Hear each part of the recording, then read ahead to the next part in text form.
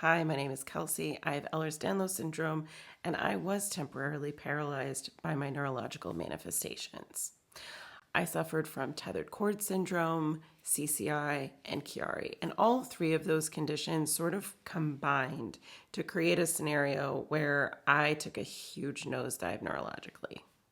Cord is a syndrome that for people with Ehlers-Danlos syndrome can occur because the phylum, or that tissue at the bottom of the spinal cord that should be stretchy and allow the spinal cord to flow freely within the spinal column, it gets tight and rigid and stuck. And that can cause all kinds of nerve damage along the spinal cord, but most particularly in the lower body. Chiari malformation is a condition where the brain sinks down into the spinal column through the foramen magnum, which is a little hole at the base of the skull. This can cause problems because of the lack of blood flow or the lack of CSF flow around the brain. The CSF fluid surrounds the brain and spinal cord to protect it from impact. Another condition that is more common in the EDS population is craniocervical instability. This picture shows the odontoid process being retroflexed, which is common with CCI.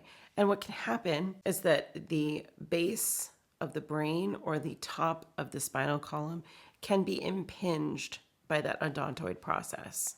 This can lead to dysfunction with anything below that level of the cord. Some of the neurological manifestations of Ehlers-Danlos syndrome can lead to dysfunction of the nervous system or even paralysis. Here I've listed a few of the resources that I found the most helpful, most particularly Dr. Bolognese, who specializes in Chiari and CCI.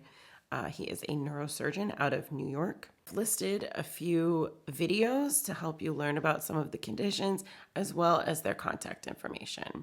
You might also check out Bobby Jones' CSF video library, where there is a ton of information about Chiari and CCI. I've also included a section on tethered cord syndrome where you can learn about the condition, and Dr. Patrick Klinga out of Brown in Rhode Island is one of the top physicians for this treatment. Both Dr. B and Dr. Klinga are excellent neurosurgeons who treat those conditions.